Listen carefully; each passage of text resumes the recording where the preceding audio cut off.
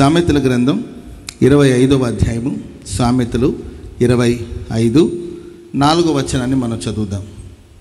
వెండిలోని మస్టు తీసివేసిన ఎడల పుటము వేయువాడు పాత్ర ఒకటి సిద్ధపరచును. పుటము వేయువాడు పాత్ర ఒకటి సిద్ధపరచును. వెండిలోని మస్టు తీసివేసిన ఎడల పుటము వేయువాడు పాత్ర ఒకటి సిద్ధపరచును. స్తోత్రం చెప్పండి అందరూ గట్టిగా. వెండి పాత్ర, పుటము వేయువాడు ఒక అందమైన, ఒక అద్భుతమైన వెండి పాత్రను తయారు చేయాలంటే ముందు ఆ వెండిలో నుండి కల్మషం, మస్టు అంటే కల్మషం, ఆ మస్టును తీసివేసినప్పుడే పుటము వేయువాడు ఒక అద్భుతమైన వెండి పాత్రను తయారు చేస్తాడు. ఆమేన్ చెప్పండి అందరూ గట్టిగా గట్టిగా. హల్లెలూయా. మనమే వెండి అనుకుందాం, సంఘమే వెండి, మన వెండి అనుకుందాం. ఈ వెండిలో నుండి ఒక అద్భుతమైన పాత్ర చేయబడాలంటే ఈ పాత్ర నుండి మస్టు, కల్మషం తీసివేయబడాలి. మనలో ఉన్న కల్మషం తీసివేయబడకపోతే ప్రియులరా, పాత్రను తయారు చేసేవాడు, పుటము వేసేవాడు కూడా ఏమీ చేయలేడు. పుటము వేసేవాడికి మనల్ని ఒక అద్భుతమైన పాత్ర చేయాలని ఆశ ఉన్నప్పటికీ మరి ఈ వెండిలో మస్టు కలిసినప్పుడు, లేకపోతే ఈ వెండిలో కల్మషం కలిసినప్పుడు అది పాత్రగా చేయబడడానికి యోగ్యముగా ఉండదు. కాబట్టి ప్రభువా, నాలో ఉన్న మస్టును తీసివేసి నన్ను ఒక పాత్రగా సిద్ధపరచండి.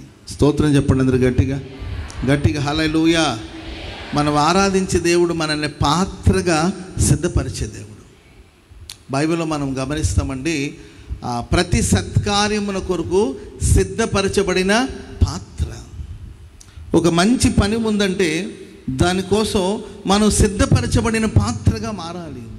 ప్రతి సత్కార్యమునకు సిద్ధపరచబడిన పాత్ర అని తిమోతికి రాసిన పత్రికలో ఆ మాట గమనిస్తాం. చదవండి. తిమోతికి రాసిన పత్రిక 2వ అధ్యాయము 21వ వచనం చదువు. ఎవడైనను వీటిలో చేరక తన్ను తాను పవిత్రపరచుకొనిన ఎడల వాడు పరిశుద్ధపరచబడిన వాడే, యజమానుడు వాడుకొనుటకు అర్హమై ప్రతి సత్కార్యములకు సిద్ధపరచబడిన ఘనత నిమిత్తమైన పాత్ర అయి ఉంటాడు. ఒక ఘనత నిమిత్తమైన పాత్ర, సత్కార్యమున కొరకు సిద్ధపరచబడిన పాత్ర. ఎప్పుడు మనం ఈ పాత్రగా, దేవుడు మనల్ని ఘనత నిమిత్తమైన పాత్రగా వాడుకోవాలన్నా, ఆయన చేతిలో ఉన్న వస్తువుగా పాత్రగా మనల్ని మలచాలన్నా, మార్చాలన్నా, ప్రతి సత్కార్యం కొరకు సిద్ధపరచబడిన పాత్రగా మనం ఉండాలన్నా మనలో ఉన్న కల్మషమంతా తొలగిపోవాలి. స్తోత్రం చెప్పండి అందరూ గట్టిగా. ప్రతి సత్కార్యమున కొరకు మనం సిద్ధపరచబడిన పాత్రగా ఉండాలి. మరి ప్రభు మనల్ని ఒక పాత్రగా మార్చాలంటే, మనం ఒక సిద్ధపడిన పాత్రగా మారాలంటే మనలో ఉన్న మస్టు తీసివేయబడాలి, మనలో ఉన్న కల్మషం తీసివేయబడాలి.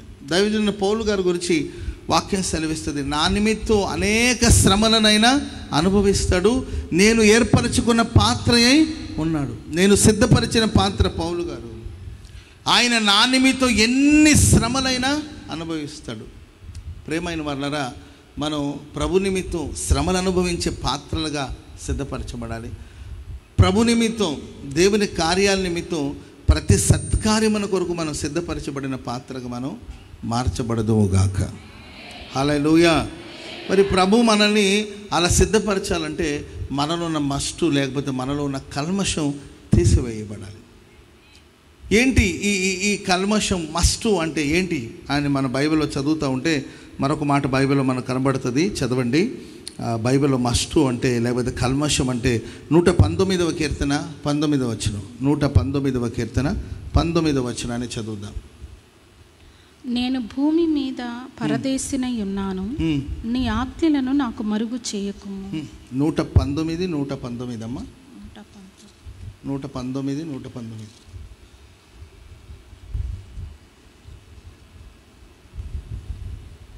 భూమి మీదనున్న భక్తిహీనులందరినీ నీవు మస్తు వలె లయపరచుదువు.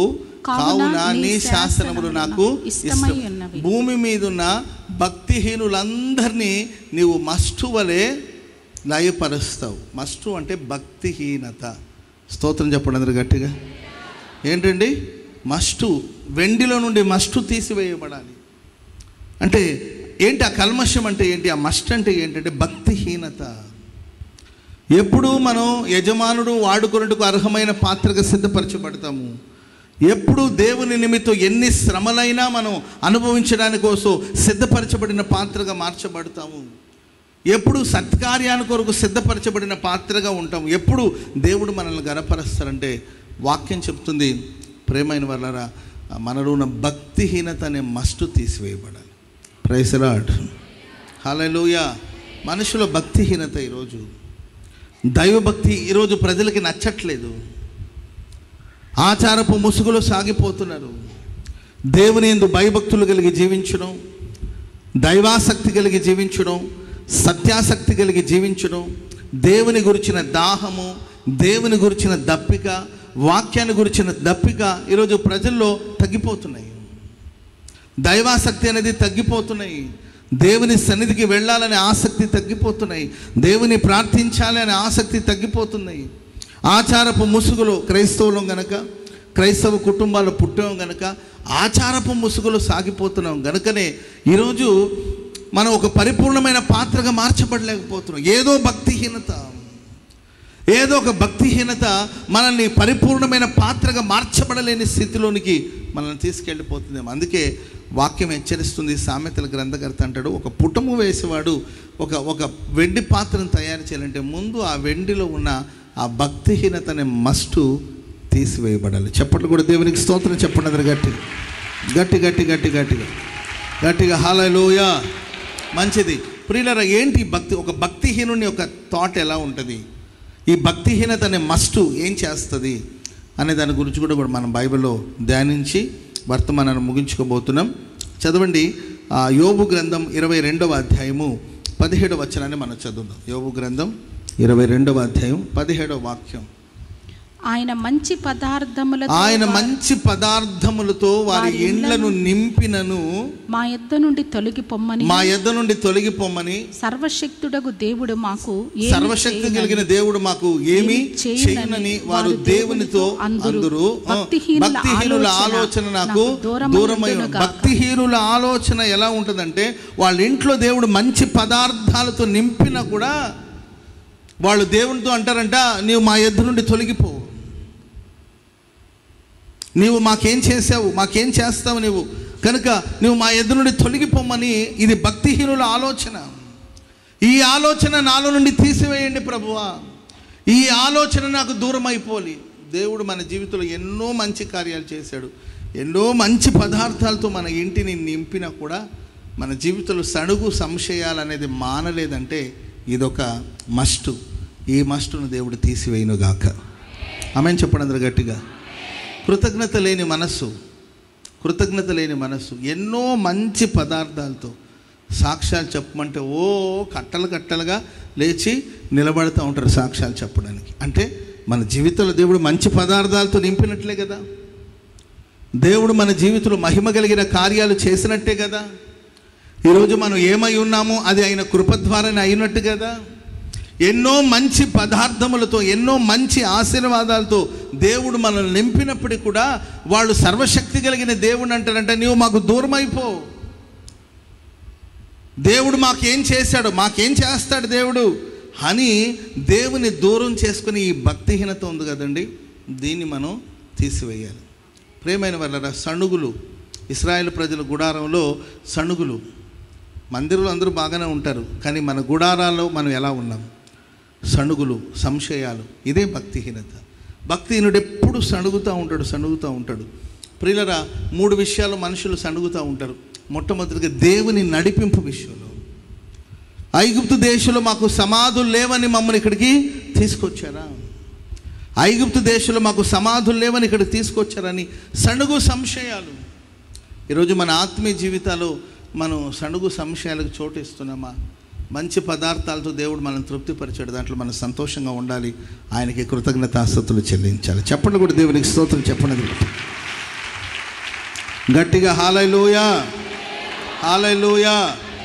ఒకడికి ఒక నాణ్యం, ఒక కాయిన్, ఒక సిల్వర్ కాయిన్ ఒకటి ఎక్కడో పాతి పెట్టాడంట. మేబీ ఇదొక రాజనగరం అనుకోండి. ఆ రాజనగరంలో ఆ మూల మీద ఎక్కడో ఒక సిల్వర్ కాయిన్ని, ఒక వెండి నాణ్యాన్ని ఆయన పాతి పెట్టాడంట. సరే, ఆ గేట్లో నుండి వస్తున్నాడు. రాజుగారు గుమ్మంలోనే ఉన్నాడు. వెళతా ఉంటే, ఎక్కడికి వెళ్తున్నావు బ్రదర్ అని అడిగాడు. సార్, నేను ఆ బ్యాక్ సైడ్, ఈ ఆలయం బ్యాక్ సైడ్ వెనక తట్టున ఒక వెండి నాణ్యం లేకపోతే ఒక సిల్వర్ కాయిన్ని నేను పాతి పెట్టాను బాబు. మొన్న ఒకరోజు దాన్ని తీసుకెళ్దామని వచ్చానంటే, ఆ వెండి నాణ్యాల కోసం నీవు అంత దూరం వెళ్ళాల్సిన అవసరమే ఉందిలే. నేను ఇక్కడే ఉన్నాను కదా గుమ్మంలో. ఎన్ని సిల్వర్ కాయిన్స్ని నేను పాతి పెట్టావంటే ఒకటి అన్నాడంట. ఆ ఒకదానికోసం నీవు అంత దూరం ఎందుకు వెళ్తావులే, నేను నీకు ఒక 100 వెండి నాణ్యాలు ఇస్తానులే, పట్టుకెళ్ళమన్నాడంట. అయ్యగారండి, మీరంత గొప్పవాళ్ళండి, అసలు మీరంత గొప్పవాళ్ళండి, చాలా సంతోషం అండి, ఇవ్వండి ఆ 100 వెండి నాణ్యాలు నాకు ఇవ్వండి అని తీసుకుని అంటాడంట. అయ్యా, దాన్ని కూడా తీసుకెళ్తానండి. అర్థమైందండి? అది ఎందుకు ఊరికి వదిలేసేది, దాన్ని కూడా వెళ్ళి తెచ్చుకుంటానండి అన్నాడంట. ఒరే, నీకు 100 కాయిన్స్ ఇచ్చాను కదా, దీంతో నువ్వు సాటిస్ఫై అవ్వచ్చు కదా, తృప్తిగా వెళ్ళొచ్చు కదా. ఆ ఒకదానికోసం నువ్వు ఎందుకు ఇంత ప్రయాసపడుతున్నావు అంటే, దాన్ని ఎందుకు పోగొట్టుకోలేదు, దాన్ని కూడా నేను తెచ్చుకుంటాను అన్నాడంట. అని అంటే, సరే నీకు 100 చాలకపోతే 1000 కాయిన్స్ ఇస్తాను. స్తోత్రం చెప్పండి అది గట్టిగా. తీసుకో, ఇదేమన్నా నీకు ఇబ్బంది, 1000 కాయిన్స్ తీసుకో, నీకు వెళ్ళి చాలా చల్లగా బయలుదేరమంటే ఆ 1000 నాణ్యాలు తీసుకొని, అయ్యా నీవేమనుకోకపోతే వెనక పాతి పెట్టినా ఆ ఒక నాణ్యం కూడా తీసుకోరే బాబు, 1000 వెండి నాణ్యాలు నీకు ఇచ్చాను, ఇంకా నీకు తృప్తి లేదా, నీకు సంతోషం లేదా? రాజుగా నేనే దిగి వచ్చి నీకు ఇన్ని ఇచ్చాను కదా, సంతృప్తిగా సంతోషంగా వెళ్ళొచ్చు కదా అని అంటే, లేదయ్యా ఆ నాణ్యం కూడా నేను పోయి తెచ్చుకుంటాను అన్నాడంట. సర్లే కానీ ఎందుకు ఈ కష్టాలన్నీ కూడా, ఇదిగో ఇటువైపున ఎక్కడ నీకు ఒక 10 ఎకరాల స్థలం రాస్తానులే, సంతోషంగా బతుకుమన్నాడంట. ఈయన అంటాడంట, ఇటువైపును కాకుండా అటువైపు ఇవ్వండి అన్నాడట. ఎందుకంటే అక్కడ నా వెండి నాణ్యం దాచానని. కొంతమంది జీవితాల్లో ఎన్ని మంచి పదార్థాలు దేవుడు వాళ్ళకి ఇచ్చినాను, ఎన్ని మేలులు చేసిన, రాజు చేసినట్లు ఎన్ని మహోపకారాలు, ఎన్నో మహిమ కలిగిన కార్యాలు చేసినప్పటికీ కూడా తృప్తి చెందకపోగా భక్తిహీనత ఏంటంటే ఎప్పుడు సణుగులు, సంశయాలు. దేవుడు మనల్ని నడిపించే మార్గాలు సంతోషంగా సాగిపోవాలి. ఆమె చెప్పండి గట్టిగా. ఎందుకు ఇలా అని అడిగే అర్హత మనకు లేదు. దేవుడు మన ఐగుప్తు నుండి వెలుపటికి తీసుకొచ్చాడు, ఎన్నో అద్భుతాలు చేశాడు. అద్భుతాల వైపు చూడలేదండి. కొంచెం ఆలస్యం అయ్యేసరికి, ఓ చిన్న సమస్య వచ్చి పడేసరికి వెంటనే వాళ్ళు ఏమని మాట్లాడడం ప్రారంభం, ఐగుప్తు దేశంలో మాకు సమాధులు లేవని ఇక్కడ తీసుకొచ్చారా, మమ్మల్ని సమాధి చేయడానికి అన్నారు. వెంటనే దేవుడు వాళ్ళ ముందు ఎర్ర సముద్రాన్ని పాయలు చేసి ఆరిన నేలపై నడిపిస్తే వెంటనే పాట పాడారు. Praise lord. ఎర్ర సముద్రము యాజ్ఞ మేరకు రహదారిగా మారగా, దాటిరే నీ జనులు బహుక్షేమముగా. ఎర్ర సముద్రము నీ ఆజ్ఞ మేరకు రహదారిగా మారగా, దాటిరే బహుక్షేమముగా. ఆ జలములలోనే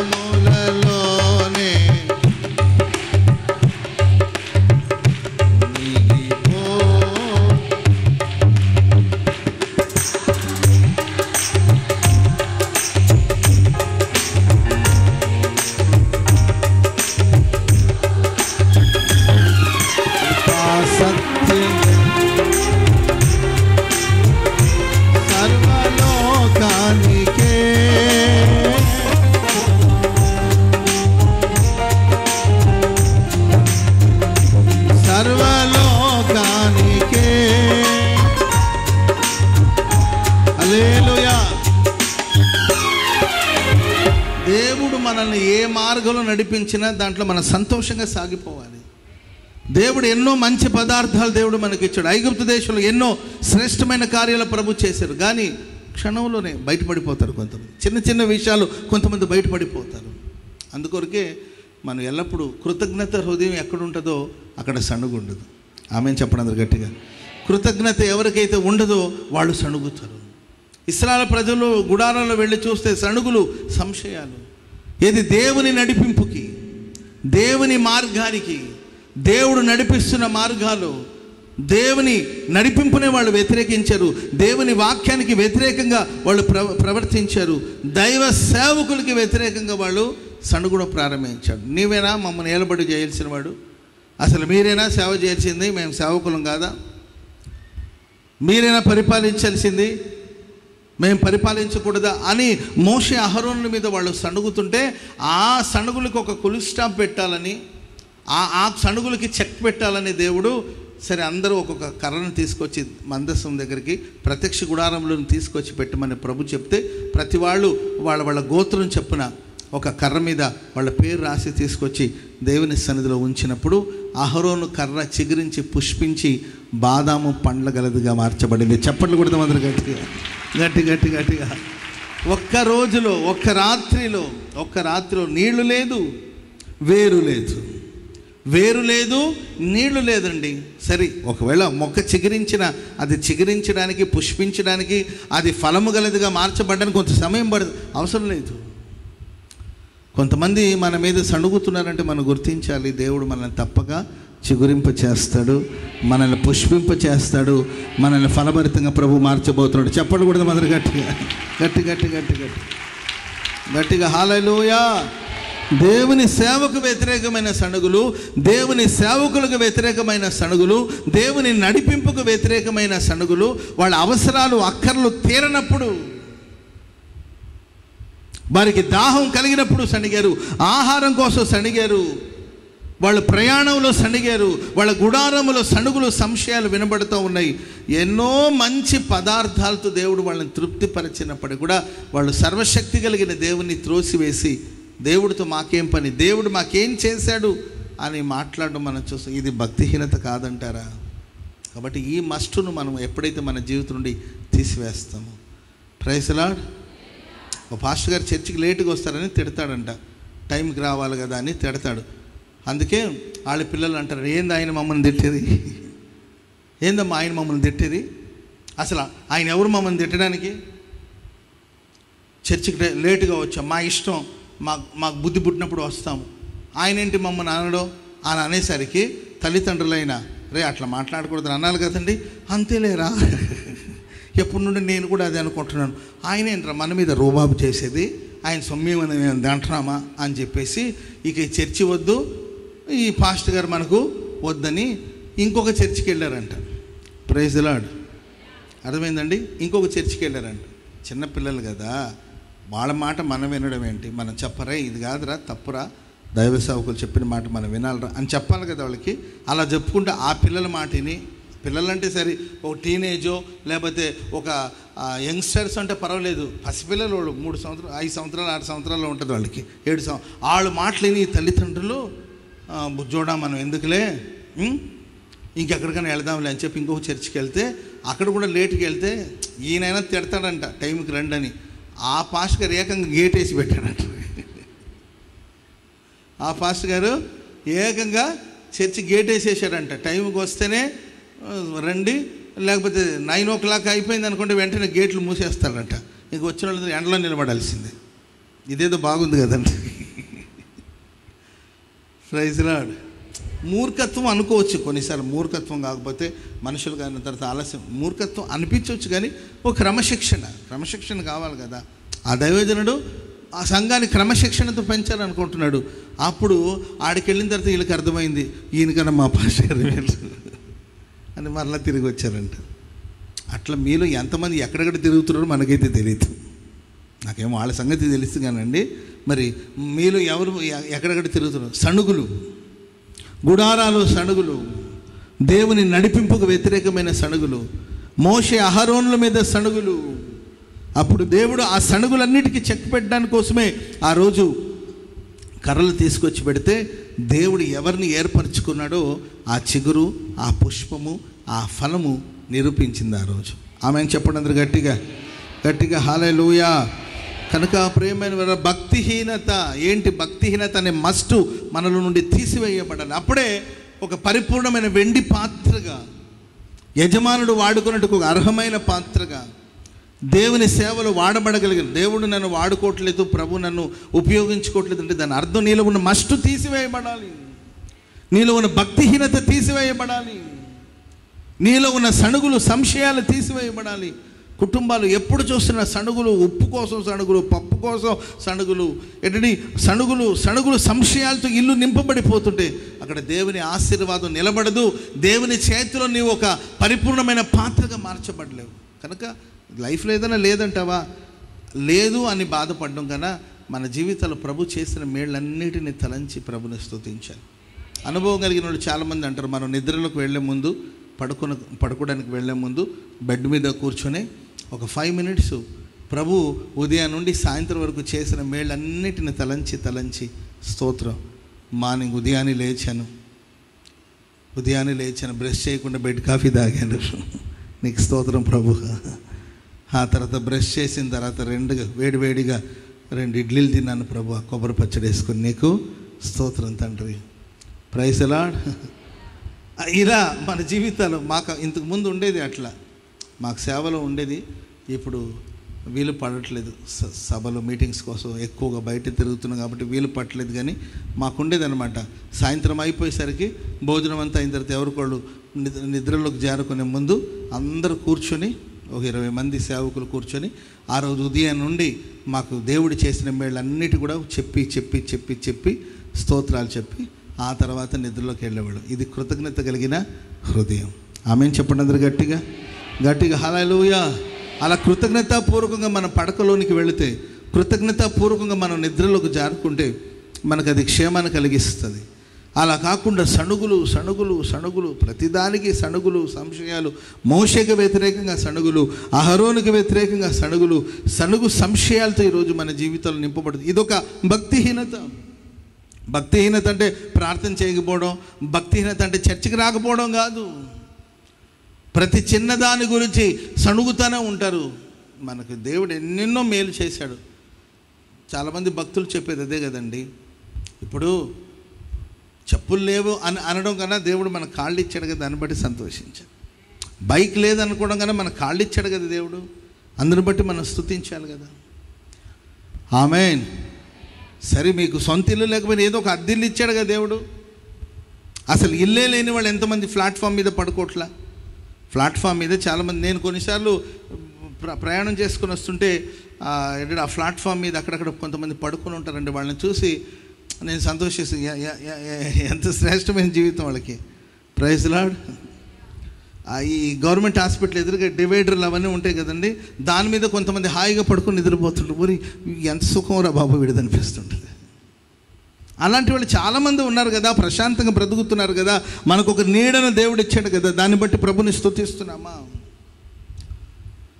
నా పిల్లలు చెడ్డవాళ్ళు అని నీవు బాధపడ్డు, కానీ అసలు సంతానమే లేకుండా బాధపడే వాళ్ళు ఎందరో ఉన్నారు కదా. నీకు దేవుడు గర్భఫలం ఇచ్చారు కదా, దాన్ని బట్టి ప్రభుని స్తుతించు. అసలు సంతానం లేకుండానే, పిల్లలు కనే అవకాశం లేక, పిల్లలు కలక్క కష్టాలు పడే కుటుంబాలు ఎందరో ఉన్నారు కదా. మంచోడో చెడ్డోడో దేవుడు మీకు పిల్లల్ని ఇచ్చారు కదా, వాళ్ళని మార్చుకుందామని చెప్పి వాళ్ళని బట్టి ప్రభుని స్తుతించాలి కదా. ఇలా చెప్పుకుంటూ వెళితే మన జీవితంలో ఎన్నెన్నో కార్యాలు, ఎన్నెన్నో శ్రేష్టమైన కార్యాలు, మంచి పదార్థాలతో దేవుడు వాళ్ళ ఇంటిని నింపితే, కానీ వాళ్ళు సర్వశక్తి కలిగిన దేవుణ్ణి నీవు నాకు దూరం అయిపోమని దేవునికి దూరం అవడమే కాకుండా దేవుణ్ణి దూషిస్తూ సణుగు సంశయాలతో నింపబడ్డారండి. ఈ భక్తిహీనత మనకు దూరం అగునుగాక. ఈ భక్తిహీనత అనే మస్టును దేవుడు తీసివేయునుగాక. హల్లెలూయా. ప్రతి విషయంలో దేవునికి కృతజ్ఞతాస్తుతులు చెల్లించాలి. ప్రతి విషయంలో దేవునికి కృతజ్ఞతాస్తుతులు చెల్లించే అనుభవాలు మనకు ఉండాలి. అది మనం నేర్చుకోవాలి. మన పిల్లలకి అది మనం నేర్పించాలి. వాళ్ళ లైఫ్లో దేవుడు ఏమేమి ఇచ్చాడో అవన్నీ చెప్పి వాళ్ళకి మనం కృతజ్ఞతాస్తుతులు చెల్లించడం మనం నేర్పించాలి. ఆమేన్. మేము పడిన కష్టాలు ఇప్పుడున్న పిల్లలకి లేదు. మేము అంత ఫుడ్ కోసం కూడా కష్టపడ్డాం, ఒక జత బట్టల కోసం కూడా కష్టపడ్డాం. ఏంటండి, నేనంటే మనలో కొంతమంది ఆ ఫుడ్ కోసం కష్టపడ్డాం, ఒక జత బట్టల కోసం కష్టపడ్డాం. సో ఆ కష్ట విలువలు మనకు తెలుసు, అది మన పిల్లలకి నేర్పించాలి. మనం ఏమనుకుంటాం, మన పిల్లలకి కష్టాలు తెలియకూడదు, వాళ్ళు సుఖంగా పెరగాలని మనం అనుకొని వాళ్ళకి అన్నిటిని సమకూరుస్తున్నాము. సో ఆ విలువ వాళ్ళకి తెలియట్లేదు కనుక వాళ్ళు త్రొట్టిల్లిపోయే అవకాశాలు ఉన్నాయి. వాళ్ళు అడిగిన వెంటనే ఫుడ్, వాళ్ళు అడిగిన వెంటనే బట్టలు, వాళ్ళు అడిగిన వెంటనే డబ్బు, వాళ్ళు ఏది అడిగితే అది మనం ఇస్తున్నాం కనుక వాళ్ళకి ఆ విలువ తెలియట్లేదు. అందుకోసమే జీవితపు విలువను వాళ్ళు తెలుసుకోకుండా చేతులారా పాడు చేసుకోండి. సరే, వాళ్ళు అడిగింది మనం ఇచ్చిన ప్రతిదానికి దేవునికి కృతజ్ఞతాస్తుతులు చెల్లించడం మనం నేర్పించాలి. ఆమెను చెప్పండి అందరూ గట్టిగా హల్లెలూయా, హల్లెలూయా. కనుక ప్రియమైన మొట్టమొదటిగా భక్తిహీనతని మస్టు తీసివేయాలి. ఏంటి ఆ భక్తిహీనత అంటే సణుగుడు అనే ఆ మస్టుని మనలో నుండి ఆ భక్తిహీనతను తీసివేయాలి. రెండో మాట కూడా చదవండి. ఇంకేముంది భక్తిహీనత బైబిల్లో? కీర్తన గ్రంథం 37వ కీర్తన 12వ వాక్యాన్ని చదవండి. కీర్తనలు 37వ కీర్తన 12వ వాక్యం. భక్తిహీనులు నీతిమంతుల మీద దురాలోచన చేయుదురు, వారిని చూచి పండ్లు కొరుకుదురు. భక్తిహీనులు నీతిమంతులను చూసి దురాలోచన చేస్తారు, వారిని చూసి పండ్లు కొరుకుదురు. అండ్ 32వ వచనం కూడా చదవండి. భక్తిహీనులు నీతిమంతుల కొరకు పొంచి ఉండి వారిని చంపజూతురు. భక్తిహీనులు నీతిమంతులను చూసి వారిని చంపాలని చూస్తారు. ప్రియులరా, ఇది అసూయకు సాదృశ్యం. భక్తిహీనత ఏంటంటే ఎదుటి మనిషి మీద అసూయ పడ్డం. ఈ మస్టు మనల నుండి తీసివేయబడునుగాక. హల్లెలూయా, హల్లెలూయా. ఇప్పుడు నాకు గర్భఫలం కావాలని కోరుకోలేదు రాహేలు బాధ ఏం తెలుసండి, వాళ్ళ అక్క అంటుంటారు కదండి, పడ్డామని బాధ ఉండదంట, కానీ తోడుకోడలు చూసి నవ్విందని బాధ అంటారు. పిల్లల్ని కనాలని ఏం లేదు ఈమెకి, రాహేలుకి. ఈమె బాధ అంతా ఏంటంటే ఆ జబ్బుది, కళ్ళ జబ్బు గలది, అది పిల్లల్ని కంటారా? నేను పిల్లల్ని కన్నా అని నాకు పిల్లల్ని ఇస్తావా లేదా అని భర్త దగ్గరికి వెళ్ళి పోట్లాడుతుంది. అసూయ, తోటి సహోదరి మీద అసూయ, రక్త సంబంధికుల మీద అసూయ. నీతిమంతులను చూసి భక్తిహీనులు చాటున పండ్లు కొరుకుతూ ఉంటారు, దురాలోచన చేస్తూ ఉంటారు. ఇది అసూయకు సాదృశ్యం. ఈ అసూయ అనే మస్టు మనలో నుండి తీసివేయబడునుగాక. ఆమెను చెప్పండి గట్టిగా. విశ్వాస యాత్రలో ఎవరి పరుగు వాళ్ళది. ఎవరిని చూసి కూడా నీవు మత్సరపడద్దు, ఎవరిని చూసి కూడా నీవు మత్సరపడకూడదు, ఎవరిని చూసి అసూయ పడకూడదు. అసూయ అనేది నరహంతకునిగా చేసింది కయ్యూని. అసూయ. హేబేలు అర్పణను దేవుడు అంగీకరించాడు, కయ్యూని అర్పణను అంగీకరించలేదు. నన్ను దేవుడు అంగీకరించలేదంటే దానికి రీజన్ ఏంటో నేను చూసుకోవాలి. నిన్ను నీ కుటుంబాన్ని దేవుడు అంగీకరించకపోతే ఏంటి రీజన్ ఏంటి? నువ్వు ఫెయిల్ అయ్యావనుకో, నేను ఎందుకు ఫెయిల్ అయ్యాను? పాస్ అయిన వాళ్ళని చూసి మనం అసూయపడడం కాదు, ర్యాంక్ స్టూడెంట్స్ని చూసి ఇప్పుడు మనం చేసేదంతా అదే. ర్యాంక్ స్టూడెంట్స్ చూసి మనం అసూయపడుతూ ఉంటాం. మన వాళ్ళని చూసి కాదు అసూయపడాల్సింది, నేను ఎందుకు సాధించలేకపోయినా, అది మనం ఆలోచించాలి. భక్తిహీనత ఏంటంటే దేవుడు ఏబేలు అర్పణను అంగీకరించాడు, నన్నెందుకు అంగీకరించలేదు? ఏబేలు అర్పణలో విశేషం ఏంటి? మీరు చూడండి, బాగా ర్యాంక్ స్టూడెంట్స్ వాళ్ళు ఉన్నారనుకోండి, కొంచెం మనం గమనించి చూస్తే వాళ్ళు ఎప్పుడో ఎర్లీ మార్నింగ్ లేచి చదువు ఉంటారు. ఆ కష్టాలు మనకు తెలియదు కదా. నువ్వు 10ంటికి లేస్తావు, నీకు వాళ్ళకి ఏంటి పోలిక చెప్పండి? వాళ్ళు ఎప్పుడో 4ంటికో 5ంటికో లేచి కష్టపడి చదివారు, ప్రయాసపడ్డారు. దేవుడు అందరికీ జ్ఞానాన్ని ధారాళంగా దయచేస్తాడు. ఆమెను చెప్పండి గట్టిగా. దేవుడు పక్షపాతి ఏం కాదండి, అందరికీ ధారాళముగా దేవుడు జ్ఞానాన్ని ప్రసాదిస్తాడు. ఎవరికి వాళ్ళు వాళ్ళ వాళ్ళ వాళ్ళ వాళ్ళ బ్రెయిన్ని పదును పెట్టుకొని ప్రాక్టీస్ చేసుకొని కష్టపడి ప్రయాసపడి వాళ్ళు ఆ గోల్ రీచ్ అయ్యారు. దాన్ని చూసి నువ్వు సంతోషించు, ఓకే మన బ్రదర్ ఆ స్థాయికి చేరుకున్నాడు, సో నేను కూడా చేరుకుంటాను, అతన్ని ఆశీర్వదించిన దేవుడు నన్ను ఆశీర్వదించినడా. ఇలాంటి కాంపిటీషన్ ఉండాలి. హల్లెలూయా. హెల్దీగా ఉండాలి కాంపిటీషన్ అనేది. ఆమెను చెప్పండి అందరు గట్టిగా. వాడిని ఎట్లా కాళ్ళు పట్టుకొని లాగుదాము, వాడి మీద అసూయపడడం, వాడిని ఎలా ఇరుకున పడేయడం, ఆయన ఎలా మన ఇబ్బందికి గురి చేయడం, ఇది కాదు మనం ఆలోచించాల్సింది. ఈ భక్తిహీనత అనే మస్టు తీసివేయబడినప్పుడు మనకు అద్భుతమైన పాత్రగా మార్చబడతాము, మలచబడతాం. Praise the Lord. భక్తిహీనుల క్షేమం తన కంటబడినప్పుడు మనసులో మత్సరపడ్డాడంటే, సరే ఆయన భక్తిహీనుడు, మరి నీవు? భక్తిహీనుల క్షేమము ఆసాపు కంటబడినప్పుడు ఈయన మనసులో మత్సరపడ్డాడంట. వాళ్ళు భక్తిహీనులు, ఓకే, మరి నీవెవరు? మనం నీతిమంతులని చెప్పుకుంటున్నాం కదా, వాళ్ళు భక్తిహీనులు, వాళ్ళు క్షేమంగా ఉన్నారు. వాళ్ళని చూసి నువ్వు మత్సరపడుతుంటే నీవు కూడా ఒక రకంగా చెప్పాలంటే భక్తిహీనుడివే. వాళ్ళ అభివృద్ధిని చూసి సహించలేకపోతున్నాడు, వాళ్ళ పిల్లలను చూసి సహించలేకపోతున్నాడు, వాళ్ళ మందను చూసి సహించలేకపోతున్నాడు, పళ్ళు పట్టపట్టపట్ట కొరుగుతున్నాడు. నా కర్మ అనుకుంటాడు. అనవసరంగా నేను చేతులు కడుక్కోనని, అనవసరంగా బాప్తిజమం పొందానే. Praise the Lord. అనవసరంగా నా లైఫ్ నేను ఇలా చేసుకోనని, వాళ్ళ లైఫ్ని ఎంత ఎంజాయ్ చేస్తున్నారు, వాళ్ళు అలా ఉన్నారు, వీళ్ళు ఇలా ఉన్నారని వీళ్ళని చూసి మత్సరపడుతున్నాడు. ఎప్పటి వరకు మత్సరపడ్డాడంటే దేవుని సన్నిధికి వెళ్ళేంత వరకు తన మనసులో మత్సరం. నా పిల్లల్ని అనవసరంగా నేను భక్తి మార్గంలోకి దించేశాను. లోకంలో ఉంటే కొంతమంది అంటుంటారు, లోకంలో ఉన్నప్పుడే బాగున్నాం కదా, మరలా లోకంలో నేను తిరిగి వెళ్ళిపోతే బాగుంటుంది కదా అని చెప్పి ఎవరినో చూసి మత్సరపడి ఆసాపు బాధపడుతుంటే దేవుని సన్నిధికి వెళ్ళినప్పుడు అప్పుడు ఆ భక్తిహీనుల ముగింపును దేవుడు చూపించాడు. ఆమెను చెప్పండి గట్టిగా. భక్తిహీనులకు ఒక ముగింపు ఉంటుంది, నీతిమంతునికి ఒక ముగింపు ఉంటుంది. భక్తిహీనుని యొక్క ముగింపు ఏంటంటే అగ్ని ఆరదు, పురుగు చావదండి. నీతిమంతుని యొక్క ముగింపు ఏంటంటే ప్రియులరా, నూతన యెరూషలేము పట్టణం. చెప్పట్లు కొడదాం అందరూ గట్టిగా, గట్టి గట్టి గట్టి గట్టి గట్టి హల్లెలూయా. కాబట్టి మనలో అసూయ, జలస్ అనేది రాకుండా ఉండాలంటే మన ముగింపును మనం చూసుకోవాలి, మన డెస్టినేషన్ మనం చూసుకోవాలి. ఏంటి మన ముగింపు ఏంటి? అవి చూసుకున్నప్పుడు మన జీవితం సరైన మార్గంలో నడిపించబడుతుంది. నా కోసం దేవుడు సిద్ధపరిచిన వాటిలో నేను ప్రవేశించాలి, నిత్య రాజ్యంలోనికి వెళ్ళి నేను ప్రవేశించాలి, దేవుని రాజ్యంలో నేను ప్రవేశించాలి. కనుక భక్తిహీనులతో నాకు పని లేదు. పోనీ భక్తిహీనులు, ఇప్పుడు లోకంలో ఎంతోమంది భక్తిహీనులు ఉన్నారు. బంగ్లాలు కట్టారు, ఇళ్ళు కట్టారు, స్థలాలు కొన్నారు, పొలాలు కొన్నారు, లక్షలు సంపాదించారు, కోట్లు సంపాదించుకొని మనకెందుకండి? హల్లెలూయా. దేవుడు మనకు అన్న వస్త్రాలు ఇచ్చాడు, సంతోషం. ఆమెను చెప్పండి గట్టిగా. తిండి లేకుండా ఏం చేయలేదు కదా, వస్త్రాలు లేకుండా మనల్ని దిగంబరులుగా ఏం దేవుడు తిప్పట్లేదుగా. మనకు దేవుడు వస్త్రధారణ ఇచ్చాడు కదండి, తినడానికి ఆహారం ఇచ్చాడు కదండి, నిలబడడానికి నీడని ప్రభుని ఇచ్చాడు. ఎవరినో మనం పోల్చుకొని, ఎవరితో పోటీపడి, మన మనసులో మనం మత్సరపడి, దేవుడు ఆ ముగింపు, ఆ భక్తిహీనులు వాళ్ళు కాలు జారే చోటున్నారంట. వాళ్ళ ముగింపును చూసుకున్నాడు, తన ముగింపును చూసుకున్నాడు. అప్పుడు కీర్తన రాశాడు, ప్రభువా భక్తిహీనులను బడి చూసి నేను నా మనసులో మత్సరపడి పశుప్రాయుడిలాగా నేను ప్రవర్తించాను, ఓ పశుప్రాయుడిలాగా నేను ఆలోచించాను, నన్ను మన్నించండి ప్రభువా.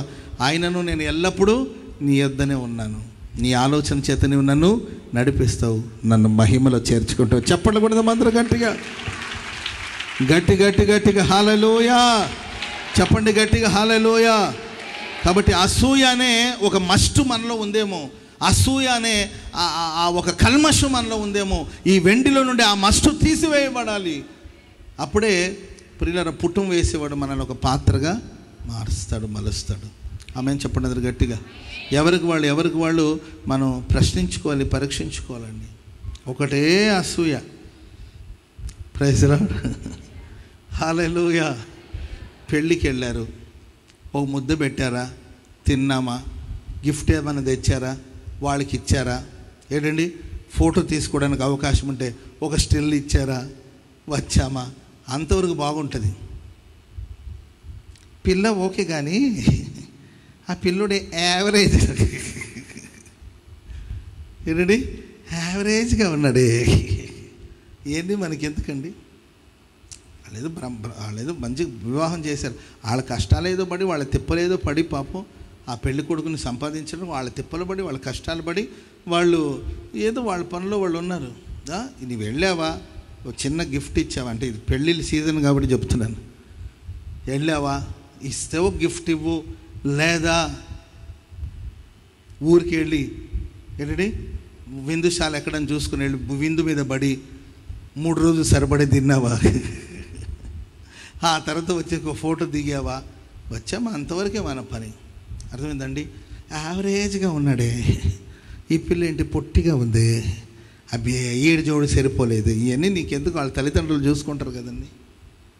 ఒక మంచి వివాహం చేశారనుకోండి, సంతోషించి రావాలి కదా. పోన్లే, నా పిల్లలకి ఇంకా వివాహం కాల, దేవుడు వాళ్ళ పిల్లలకు వివాహం చేశారు, ఆ నెక్స్ట్ మన పిల్లలు కూడా దేవుడు కార్యం చేస్తాడు. ఆమె చెప్పండి అందరు గట్టిగా హల్లెలూయా. వాళ్ళకన్నా మా అమ్మాయి పెద్దది, దానికి ఇంకా పెళ్ళి అవ్వలేదు, వీళ్ళందరూ పెళ్ళిళ్ళు చేసుకుని పోతున్నారు, మా పిల్ల ఇట్లంతా ఈ సడుగు సంశయాలు ఎందుకు చెప్పండి? వాళ్ళని చూసి మన అసూయపడను. ప్రభువా మా కోసం ఎప్పుడు సిద్ధపరిచింది నువ్వు మాకు ఇస్తావు, అప్పుడు మేము నీకు కృతజ్ఞతాస్తుతులు చెల్లిస్తాం తండ్రి అనాలి. కానీ అసూయపు ఆత్మ అది మనల్ని పతనానికి తీసుకెళ్తుంది. సౌలు రాజు యొక్క పతనానికి కారణం ఏంటంటే అసూయ. దావీదు ఎన్ని మేలు చేశాడండి.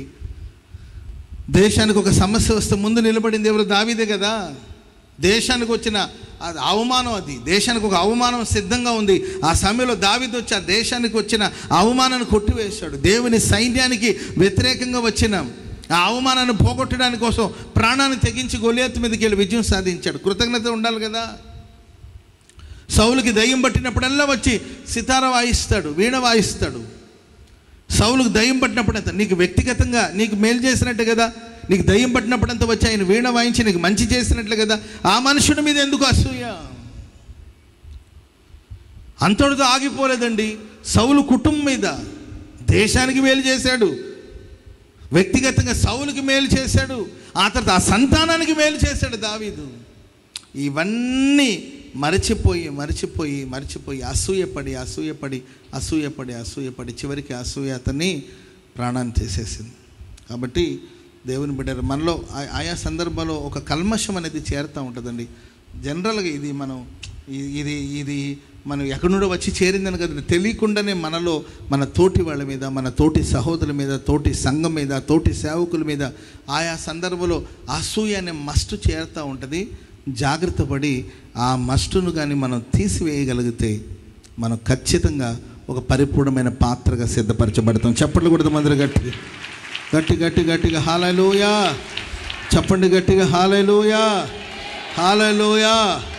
కాబట్టి సంతానం కలగాలన్నా లేకపోతే ఇంకేది కావాలన్నా అసూయ మీద కాదు మన వాళ్ళు ఇల్లు కట్టారని నీవు ఇల్లు కట్టాల్సిన అవసరం లేదు.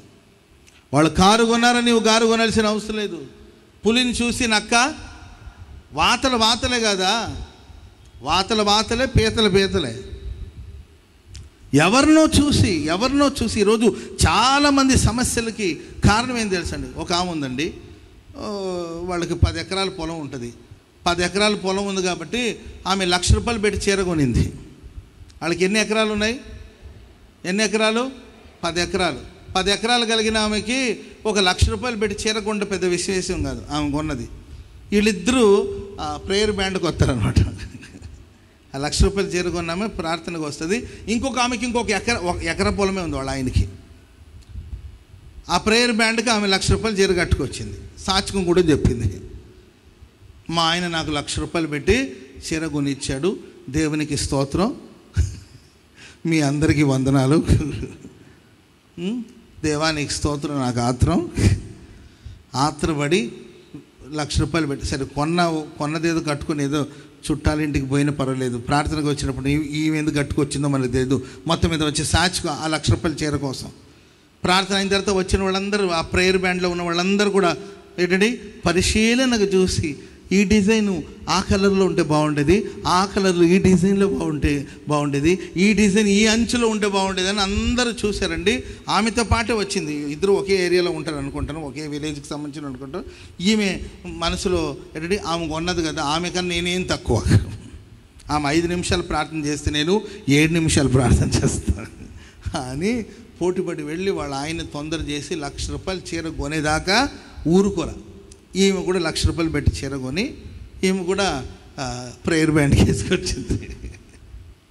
వేసుకొచ్చి ఈమె కూడా సాచుకొని చెప్పింది, దేవుడు అందరికీ ప్రభు, ఆయన అందరినీ ప్రేమిస్తాడు, కొందరు గర్వంతో ఊగిపోతున్నారు, కొందరి నోళ్లను దేవుడు మూయించాడు అని ఆమె కౌంటర్ వేసి నీ సంగతి ఏదో నువ్వు చూసుకోవచ్చుగా. వాళ్ళు కౌంటర్లు వేసి వీళ్ళు కౌంటర్లు వేసి ఇవన్నీ ఎందుకు చెప్పండి. Praise lord. సరే కౌంటర్ వేస్తే సాచుకుని చెప్పింది ఏమే మంచిది. వాళ్ళ ఆయన పాపం 10 ఎకరాలు ఉన్నాయని అప్పు తీసి ఈమెకి చెరుకు కొనిచ్చినట్టున్నాడు.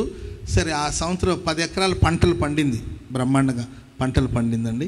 పంట పండితే ఆ డబ్బుతో ₹1,00,000 ఆయన అప్పు తీర్చేసాడు. 10 ఎకరాలు కాబట్టి పెద్ద మనీ వచ్చి ఉంటుంది ఆయనకి. అప్పు ఈజీగా తీర్చేసాడు, పెద్ద సమస్య కాదు. ఈయనకి 1 ఎకరాలే, ఈమెకి పాపం వీళ్ళ ఆయనకు 1 ఎకరా పొలమే కదండి. వీళ్ళకి పంట కూడా వచ్చింది. ఆ పంట డబ్బు ₹1,00,000 రాలేదండి. అప్పుడు ఏం చేశాడు తెలుసండి, ఇంకా అప్పులోళ్ళు వచ్చి వేధిస్తుంటే ఆ 1,00,000 2,00,000 అయింది, ఆ 2,00,000 4,00,000 అయింది, ఆ 4,00,000 10,00,000 అయింది. వడ్డీకి వడ్డీ పెరిగిందండి. వాళ్ళు వచ్చి విసిగిస్తుంటే ఇప్పుడు ఉన్న 1 ఎకరం ఉంది కదండి, దీన్ని అమ్మేసి అక్కడ వడ్డీతో పాటు అప్పు తీర్చేశాడు. అర్థమైందండి. వీటన్నిటికి మూలం ఏం తెలుసండి, ఆమె ₹1,00,000 చీర కట్టిన 10 లక్షలు కట్టినా నీకెందుకు చెప్పండి. Praise lord. కాబట్టి విశ్వాసయాత్రలు ఎవ్వరి మీద మీరు అసూయ మనల్ని తినేస్తుంది, అసూయ మనల్ని పాడు చేస్తుంది. అందుకనే మనం ఒక పరిపూర్ణమైన పాత్రగా ఈ భక్తిహీనత అనే తీసివేయబడాలి.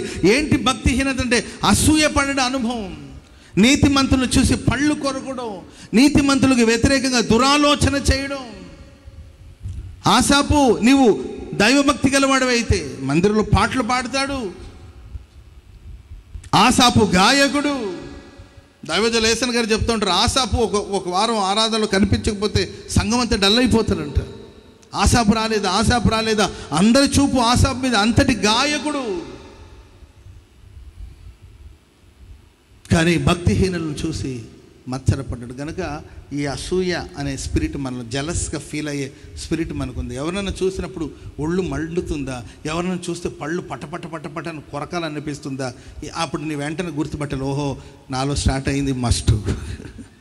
Praise lord.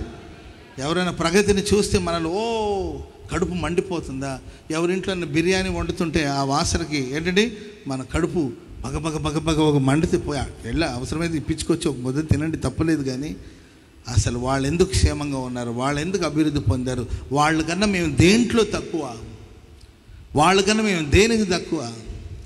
Praise lord. ఆమె 10 నిమిషాలు సాక్ష్యం చెప్తే నేను 1/2 గంట చెప్తా. ఆమె ఎంతసేపు పాట పాడింది, ఆమె 8 నిమిషాలు పాట పాడిందా, నేను 12 నిమిషాలు పాడతా. Praise lord. ఆమె 10 నిమిషాలు పాడిందా, నేను 15 నిమిషాలు పాడతాను. ఆ పాట 10 నిమిషాలు ఉన్నాయి, ఆమెకి ఇచ్చిన పాట 10 నిమిషాలు ఉన్నాయి, నీకు ఇచ్చిన పాట 5 నిమిషాలే. అంటే దాంట్లో 2 చరణాలు ఉన్నాయి. ఆమె 10 నిమిషాలు పాడితే లేదు కానీ నేను పాడితే తప్ప అని పాడిందే పాడి. Praise lord. నీ నీడలో ఒకసారి అంటే సరిపోతుంది. జీవింతును నిత్యము నీ నీడలో అంటే సరిపోతుంది. నీ నీడలో టైం చూస్తుంది. నీ నీడలో అసూయపడి నీ నీడలో అని అంటే ఇంకొక ఆమె లేచింది, నీవు అన్నిసారి నీ నీడలు అంటావని నేను దేవదూతలు అని ఏంటండి, దేవదూతలు ఆరాధించి పరిశుద్ధులు, దేవదూతలు అని దాన్ని నువ్వు టైం చూసి దేవదూతలు అంటుంటే ఎట్లా? ఎవ్వరి మీద మనం జలస్గా ఫీల్ అవ్వాల్సిన అవసరం లేదు. ఒకవేళ అలాంటి ఒక ఫీలింగ్ మనలో ఉంటే దాని ప్రభు ఈ నాలో నుండి తీసివేయండి. Praise lord. ఎవరికి ఇచ్చిన ప్రత్యక్షత వాళ్ళకండి. Praise lord. కుక్క పెత్తనం గాడిదకి ఎందుకు చెప్పండి? కుక్కకి ఇచ్చిన పని కుక్క చేసుకుంటుంది, గాడిదకి ఇచ్చిన పని గాడిద ఏం పని చేయాలి? బరువు మోసుకోవాలి. నా పని ఇది, నేను బరువు మోస్తాను. Praise lord. కుక్కకి ఏం పని? రాత్రంతా అది నైట్ డ్యూటీ చేయాలి. అది చేసుకుని నైట్ డ్యూటీని నీకు ఇచ్చిన పని ఏంటి? బరువు మోసేది. శుభ్రంగా బరువు మోసేసి వచ్చి హాయిగా పడుకొని నిద్రపో రాత్రంతా. ఆమేన్. దీని బాధ అంతా ఏం తెలుసండి, ఇంటికి రావగానే కుక్క పరిగెత్తుకుంటూ వస్తుందండి. అయ్యగారు వచ్చి సోఫాలో కూర్చోగానే కుక్క పరిగెత్తుకుంటూ వచ్చి ఒళ్ళో కూర్చుంటుంది. రామా జూలీ రా అంటాడు యజమానుడు. గాడిద బాధ ఏంటంటే చూసావా, దాన్ని జూలీ, రామా జూలీ అని ఒళ్ళో కూర్చోబెట్టుకున్నాడు. నన్ను ఏ రోజైనా ఒళ్ళో కూర్చోబెట్టుకున్నాడు. అసలు నీ పని వేరు, నీ విధానం వేరు. ఆమెను చెప్పడదు గట్టిగా. గాడిదని ఎవడైనా ఒళ్ళో కూర్చోబెట్టుకుంటాడా? కష్టం కదా. అప్పుడు ఇది వెళ్ళి అడిగిందంట, ఏంది అయ్యగారు అంత ప్రేమ చూపిస్తున్నాడు నీ మీద, నువ్వు రాగానే రామా జూలీ అని పిలిస్తే నువ్వు ఒళ్ళో కూర్చుంటున్నావు, నీ మీద ఇంత అఫెక్షన్ చూపించడం ప్రేమ చూపించడానికి కారణం ఏంటి అని అడిగితే అది అనిందంటే, నేను నైట్ అంతా నైట్ డ్యూటీ చేస్తాను, రాత్రి అంతా అరుస్తూ ఉంటాను, అందుకే యజమానుడికి నేనంటే ప్రేమ అంటే. సరే మన డ్యూటీ మార్చుకుందామని ఏంటండి డ్యూటీ మార్చుకొని ఈరోజు నేను నైట్ డ్యూటీ చేస్తానని గాడిది నైట్ డ్యూటీ తీసుకొని రాత్రంతా అరుస్తూ ఉంది. గాడిద ఎట్ట అరుస్తుంది మీకు తెలుసు కదండి. రాత్రంతా అరుస్తుంటే యజమానుడికి ఏమైంది దీనికి, యజమానుడికి తెలియదు కదండి మ్యాటర్ అంతా, ఏమైంది దీనికి ఎందుకు అరుస్తూ ఉంది అని చెప్పేసి అటు తిరిగి పడుకుంటున్నాడు. కానీ ఒకటే అరుపులు, కుక్క అరిసినట్టు అరవాలని ఇది రాత్రంతా అరిసింది. ఇక ఆయనకి కోపం వచ్చి మూల మీద ఉన్న కర్రను తీసుకొచ్చి నడుం విరగ్గొట్టాడు అంతే. అప్పుడు పుట్టింది సామెత, కుక్క పెత్తనం. మీకు ఎవరికైనా తెలుసు అంటే చూడండి, నాకు తెలియదు, నేను ప్రైజ్ ది లార్డ్. అప్పుడు పుట్టుంటుంది ఈ సామెత, కుక్క పెత్తన గాడిద. కాబట్టి ఎవరి ప్రత్యక్షత వాళ్ళకి, ఎవరి పనులు వాళ్ళకి. ఆమె చెప్పండి గట్టిగా. మీలాగా నేను పని చేయలేను, నాలాగా మీరు సేవ చేయలేరు. మీలాగా పరిగెత్తి కొన్ని పనులు చేయాలంటే నేను చేయలేను, నాలాగా మీరు నిలబడి చెప్పాలంటే చెప్పలేరేమో. మీకు ఇచ్చిన ప్రత్యక్షత వేరు, నాకు ఇచ్చిన ప్రత్యక్షత వేరు. సో నా పరుగులో నేను ముందుకు సాగిపోలేదు, దానికి బహుమానం దేవుడు నాకు ఇస్తాడు. మీకు ఇచ్చిన పరుగు పందులు మీరు ఓపిక పరిగెత్తండి, దానికి దేవుడు ప్రతిఫలం ఇస్తాడు. మీలాగా నేను ఉండాలని అనుకోకూడదు, నాలాగా మీరు మారాలని అనుకోకూడదు. మనకి దేవుడు ఏం పిలిపించాడు, దేవుడు మనల్ని ఏ పని కోసం ఎంపిక చేశాడు, దాన్ని మనం గుర్తించి ముందుకు వెళ్ళాలి తప్ప ఒకరిని చూసి ఒకరు అసూయ, ఒకరిని చూసి అసూయ. Praise the lord. ఇల్లు ఓపెనింగ్ వెళ్ళారనుకోండి, వెళ్ళారా, ఓపెనింగ్ చేసామా, మీకు ఏదైనా ఫుడ్ ఏదైనా పెట్టారా, తిన్నామా, ఓకే అమ్మా బాగుందమ్మా అని ఒక మాట అంటే ఎంత బాగుంటుంది చెప్పండి.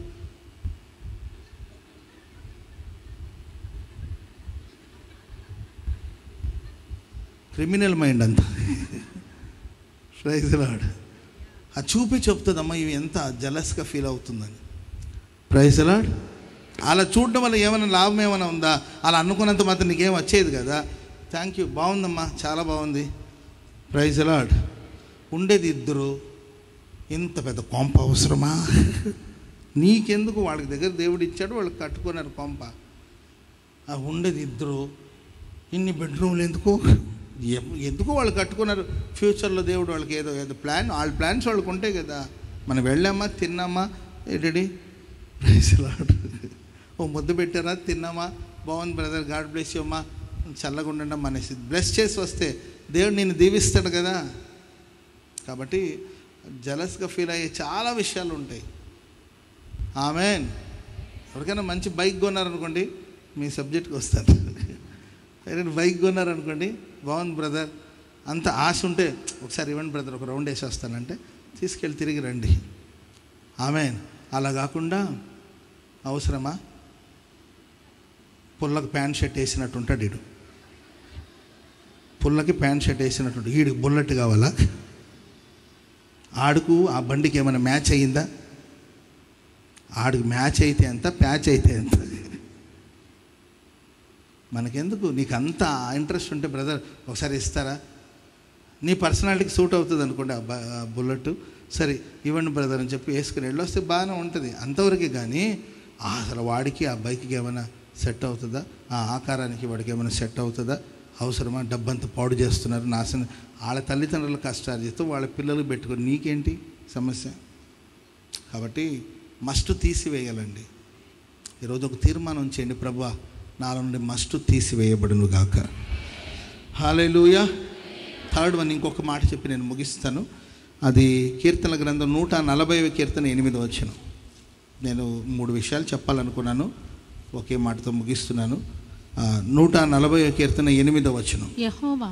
యెహోవా భక్తిహీనుల కోరికలను తీర్చకము, వారు అతిశయించుకుండునట్లు. చూడండి, భక్తిహీనుల కోరికను నీవు తీర్చకము ప్రభువా, వారు అతిశయించుకుండునట్లు వారి ఆలోచనను కొనసాగింపక. అతిశయించే మనసు ఉంటుందండి భక్తిహీనులకి. అతిశయము, గర్వము, నేను. Praise the Lord. హల్లెలూయా. నేను, నా వలన, నా ద్వారా, నేను.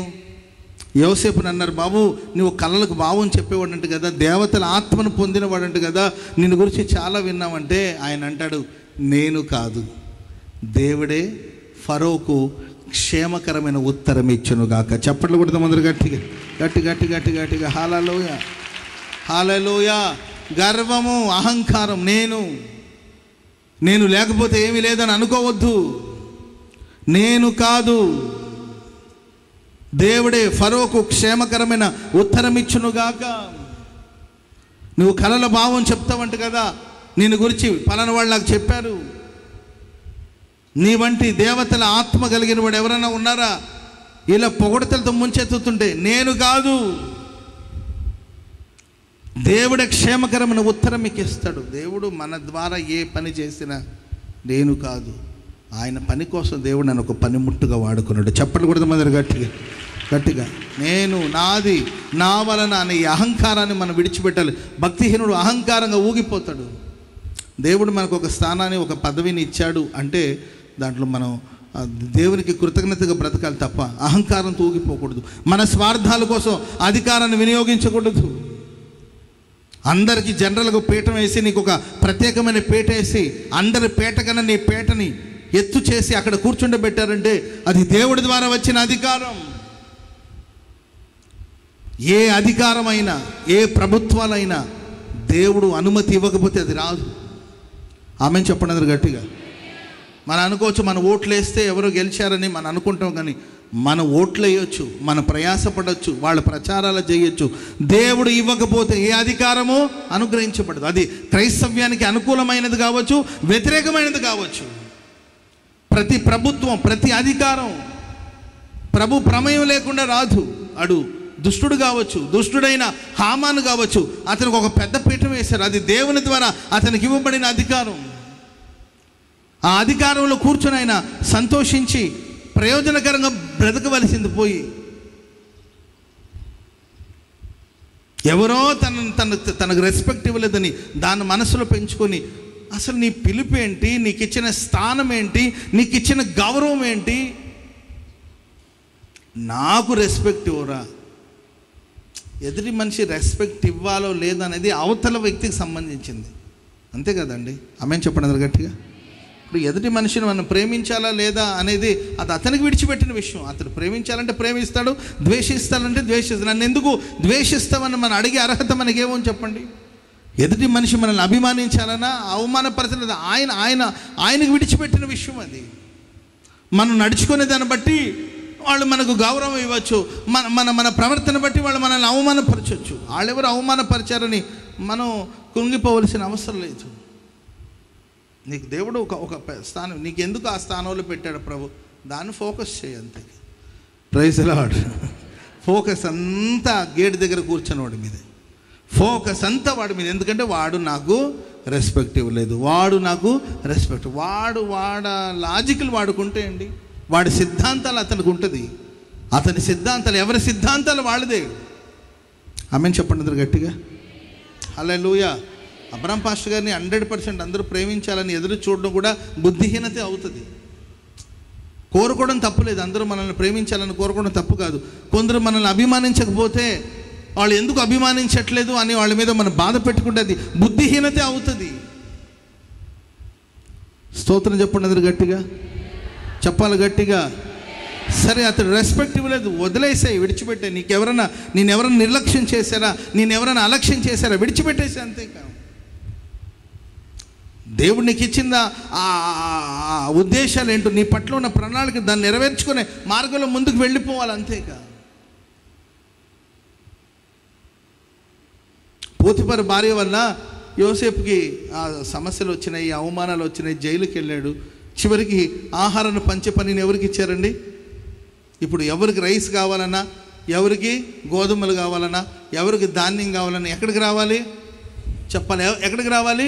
జోసెఫ్. ఇప్పుడు పోతిఫరు భార్య ఎక్కడికి రావాలి చెప్పాలి? ఎక్కడికి రావాలండి? యోసేపు దగ్గరకు వచ్చి ఆమె కూడా క్యూలో నిలబడింది. ఇవన్నీ మనసులో పెట్టుకుని ఉంటే అదిగో ఆ ఎర్రకొక్క కట్టుకొని అదిగో ఆ 8 వరుసలు నిలబడింది చూడు, ఏంటండి అని అన్నాడండి? Praise lord. ఏదో కొందరు అవమానించవచ్చు, కొందరు నిందించవచ్చు, మనం దూషించవచ్చు. ఓకే, మన వాళ్ళని గురిగా పెట్టుకోకూడదు.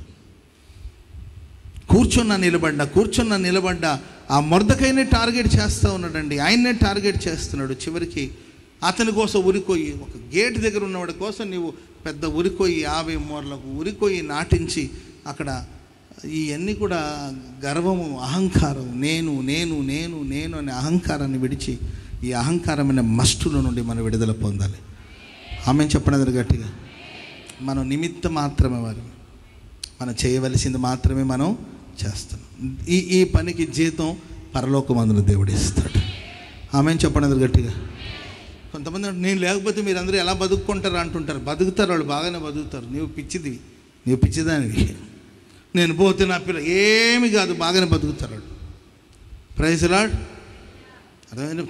ఒక తల్లిగా అనుకుంటూ ఉంటుంది, అయ్యో నేను లేకపోతే నా పిల్లలు దిక్కులేని వాళ్ళు అయిపోతారు, నా పిల్లలు ఏమైపోతారు. వాళ్ళకి ఏమీ కాదు, వాళ్ళు బాగానే ఉంటారు.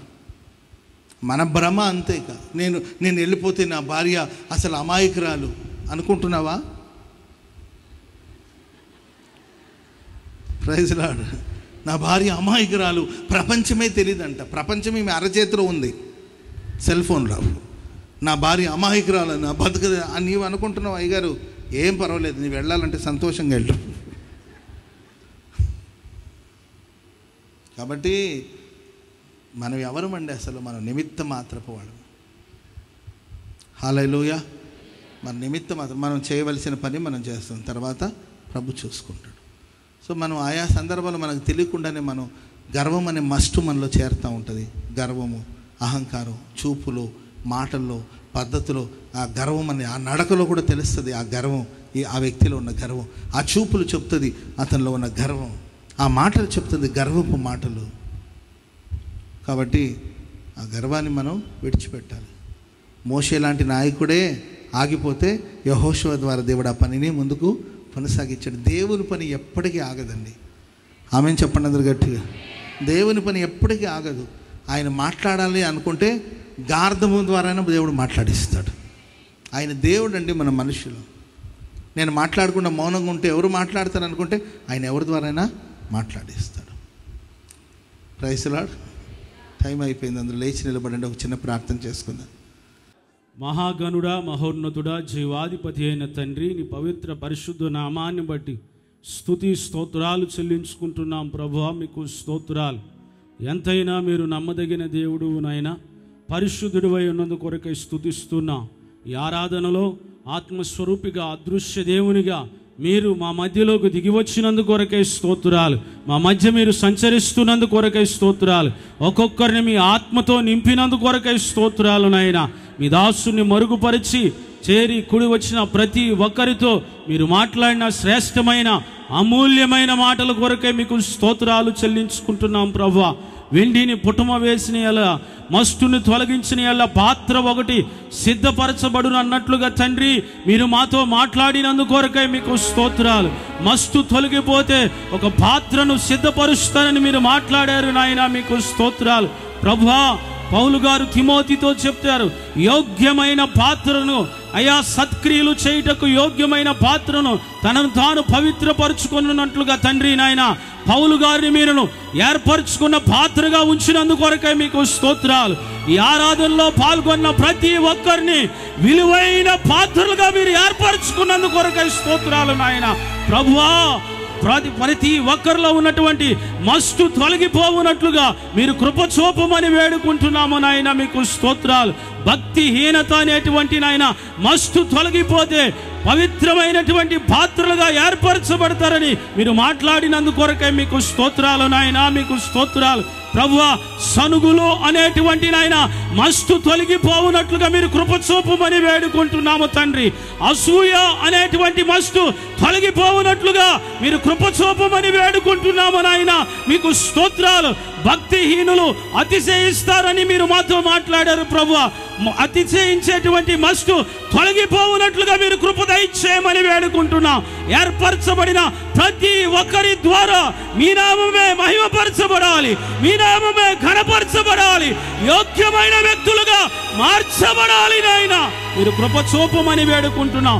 ఈ మాటలన్నీ ప్రతి ఒక్కరి హృదయములో నీరు కట్టి ఫలించున్నట్లుగా, మంచి నేల మీద నాటబడినటువంటి విత్తనం వలె నూరంతలుగా ఫలించినట్లుగా కృప చూపమని వేడుకుంటున్నాము తండ్రి. మీకు స్తోత్రాలు. ఇంతవరకు మీ మాటలు ప్రకటించిన మీ ప్రియదాసుని కూడా బలపరచమని వేడుకుంటున్నాం. ఉన్నతమైన కృపనివ్వమని వేడుకుంటున్నాం. మంచి ఆరోగ్యాన్ని మీరు దయచేయమని వేడుకుంటున్నాం. శూరుని చేతిలో ఖడ్గం వలె బలమైన సాధనంగా మీరు బలపరిచి వాడుకుంటున్నందుకు కొరకై మీకు స్తోత్రాలు చెల్లించుకుంటున్నాం ప్రభువా. ఇంతవరకు ఓపికతో నీ మాటలు విన్న వారందరి కొరకై స్తోత్రాలు. లైవ్లో కూడా మీ మాటలు విన్నవారిని మరొక్కసారి జ్ఞాపకం చేసుకొని పేరు పేరును మీరు ఆశీర్వదించమని వేడుకుంటున్నాము నాయన. ఆధ్యాత్మికంగా మీరు బలపరిచి మీరు అక్కడ కొరకు సిద్ధపరచమని వేడుకుంటూ యేసు నామం పేరట ప్రార్థన చేసి వేడుకొనుచున్నాను తండ్రి. ఆమేన్, ఆమేన్. తండ్రి అయిన దేవుని ప్రేమ, కుమారుడైన యేసు క్రీస్తు వారి కృప, పరిశుద్ధాత్మ దేవుని అన్యోన్య సహవాసము, సన్నిధి, సమాధానము, సంతోషము సర్వలోకంలో ఉన్న సమస్త పరిశుద్ధులకు, ఈ ఆరాధనలో పాల్గొన్న వారికి, లైవ్ వీక్షించిన వారికి, దేవుని వాక్యం ప్రకటించిన తన దాసునికి దేవుని యొక్క ఉన్నతమైన కృప సదాకాలం తోడయుండి నడిపించునుగాక. ఆమేన్, ఆమేన్. హల్లెలూయా, హల్లెలూయా.